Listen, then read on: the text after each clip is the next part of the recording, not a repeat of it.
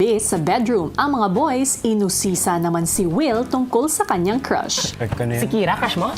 Hindi kay Will halata ako din. Sa Mika? Ano talaga? Oo. Hindi mag-crush. Hindi crush. Kumbaga, yun nga, kagaya nung sa inyo. Yun yung answer niya lang. Ang cute mo pala, kiligin, no?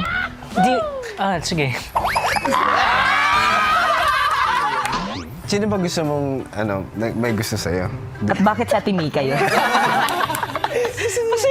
Seryoso, wala talaga. Like, ayun lang talaga, hypothetical. Yun na nakita ko. Bonding kayo sa games, ganun. Ay, oo, mag-game siya. Ayun, isa pa yun. No, kasi, na-meet ko na siya twice. Sa labas? Pa yung Single siya nun? ko dati. No, Hindi. Ikaw din, hindi. hindi. So, parang medyo komportable ako sabihin yung ganun. Kasi may... Wala ako. May tanong ako. May nag-connect na. Di ba alam mo yun? Basta may masinap na lang. The matchmaker. Aside sa amin, wala pa. Tingnan ni Brad. Ay, meron!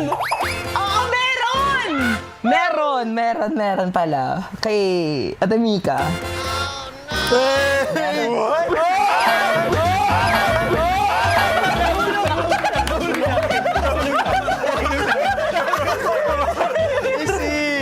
Grabe naman, Will. Ang bilis mo namang ma-fall.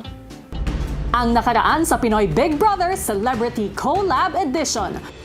Tuluyan na ngang nagpaalam ang house guest na si Ivana. Nalungkot po ako kasi parang nasanay na po kami kasing grupo eh. Parang bumalik po lahat sa umpisa kung paano kami nagsimula.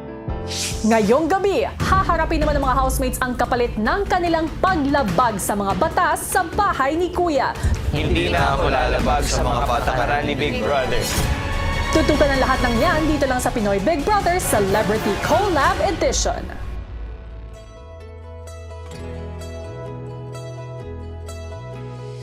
Sa panibagong araw sa bahay ni Kuya,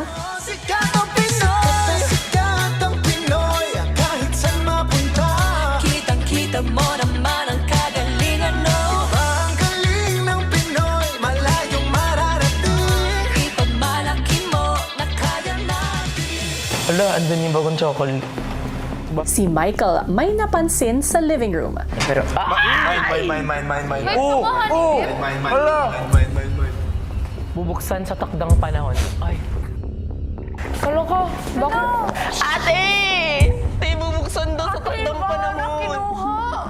Actually, nung nakita ko po yung mga envelopes, hindi ko alam kung anong iisipin ko. Merong masama, merong pwedeng mabuti.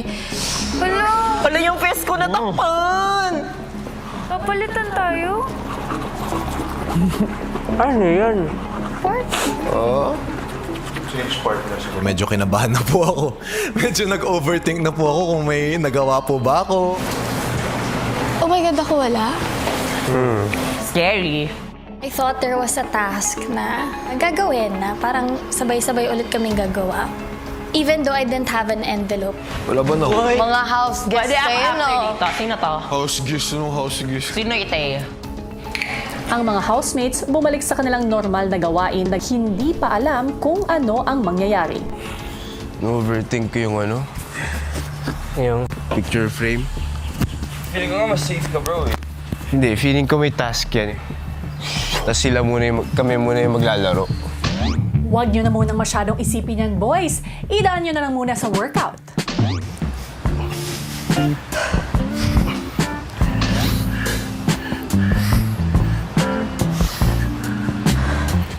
Sa loob ng bahay, tuloy pa rin ang pag-o-overthink ng mga housemates. So, like, Walis. You're getting nervous? Don't think about it. Don't think about it. over. Usually kasi yung score sa ano. We don't even know. Baka sila yung bad, we're safe. Parang 72 sa So ako, It obviously has something to do with the task. No, baka exempted sila from From for next something week's today. next week's task or today. kung mas mataas yung handicap mo, mas pangit. Okay, mga violation mo. Huwag na. Ayaw ko na isipin. Kasi it taught me na we can make mistakes and we can learn from it. And kung ano man yung parusa ko, wholeheartedly kong tatanggapin. Oh! Sneer, nagganto no. Hindi. Sorry. Sorry who? Sorry what? Sorry, mahal. Ganyan nga! Para hindi mag-overthink, magpakilig na lang. Nako! Dahil nga sa unang linggo pa lang ay tila sunod-sunod na ang mga paglabag ng mga housemates sa mga patakaran ni Kuya, nagpasya si Big Brother na bigyan ng parusa ang mga housemates bilang paalala na dapat patuloy na manaig ang batas sa kanyang bahay. Hello Philippines! Hello world! Ano kaya ang parusang ito at kayanin kaya ng mga housemates? Pilipinas at Team Online, panoorin natin. Maya-maya pa, Pumasok sa confessional lahat ng may... Hala! OMG! Black. Ay, sorry. agad na pumunta ang mga housemates sa confession room, dala ang mga envelopes na kanilang natanggap. Housemates, ano sa palagay ninyo ang laman ng hawak nyo? Bakit ang ilan sa inyo ay wala? Kasi sila po... Natira? Kasi sila po yung natira sa taas. Kasi sila po natira sa taas. Samantala, ang mga naiwan namang walang natanggap na envelope, Ang gusto ko na sumama dun. Ako, I'm curious what's inside the envelope. What if letter yun from... A loved one? Ako malulungkot ako. Wala. Wala. Ang laman ng hawak ninyong envelope ay may kinalaman sa rulebook. At kayong lahat ay nandito dahil lahat kayo ay may ginawang violations. At sa puntong ito, aalamin na natin kung ano yun. Buksan ninyo ang envelope at basahin kung ano ang nakasulat. Ralph's violation. Whispering/covering of mouth while talking. Not removing lapel when in the pool. Talking about hotel arrest. Talking about hotel arrest. Talking about nominations. Whispering, covering of mouth while talking. Talking about hotel arrest. Talking about nominations. Whispering, covering of mouth while talking. Talking about nominations. Moving of furniture and talking without lapel. Talking about hotel arrest. Causing damage to furniture, kitchen chair, covering of camera, mouthing of words. Talking without lapel and mouthing of words. Talking about hotel arrest, talking about nominations, talking without lapel, whispering, covering of mouth while talking. Housemates, ang mga violations na yan ay diretsong paglabag sa mga nakasaad sa aking rulebook. Dahil dyan, magkakaroon kayo ng parusa.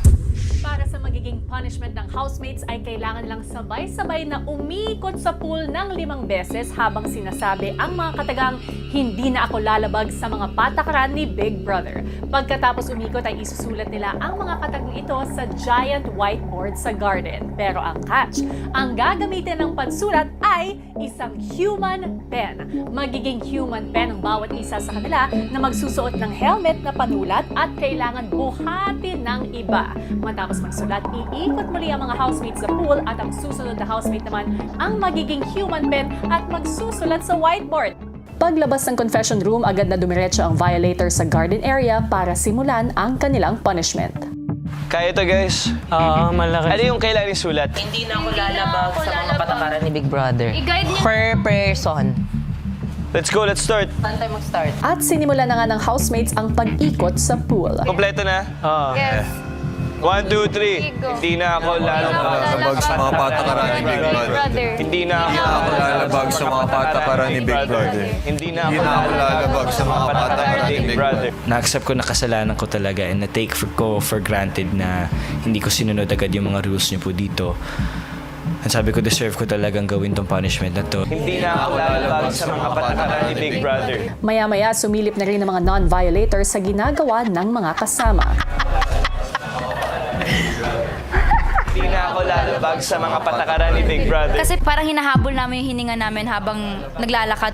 Hindi lang siya parang naglalakad ka lang. May sinasabi ka din. So parang hindi ka makakapag-inhale. Hindi na ako lalabag sa mga patakaran ni Big Brother. Rules violation, talking about nominations, whispering, covering of mouth. Lalabag sa mga patakaran ni Big Brother. Hindi na ako lalabag sa mga patakaran ni Big Brother. Pagkatapos ng unang 5 ikot, napagdesisyonan ng lahat na si AC ang magiging unang human pen. Let's get your legs. I'll hold your punch. Okay, go. Sorry, Asia. Go lang. Okay. Mas easy kasi ganito Hold lang. on. Okay. Straight down, there. Okay, All the way hold muna this, sa hold dulo this. tayo. Okay, wait. He's too close. Look Okay. all the way down. Careful. Wait lang. Pause. Parang lahat ng weight, feeling ko kasi nasa akin minsan eh.